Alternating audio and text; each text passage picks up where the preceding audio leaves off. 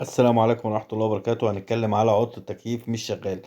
الأسباب وإزاي نقدر نفحصه. أول سبب معانا التوصيلات الكهربائية للجهاز غير سليمة. مشكلة في التوصيلات الكهربائية، علاجه يتم التأكد من التوصيلات الكهربائية والتأكد من وصول الكهرباء للجهاز.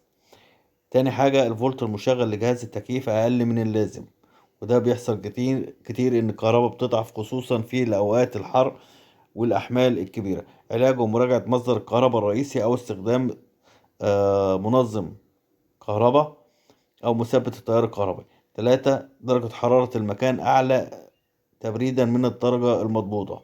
خلال علاجه يتم عن طريق إعادة ضبط درجة الحرارة. شكرا.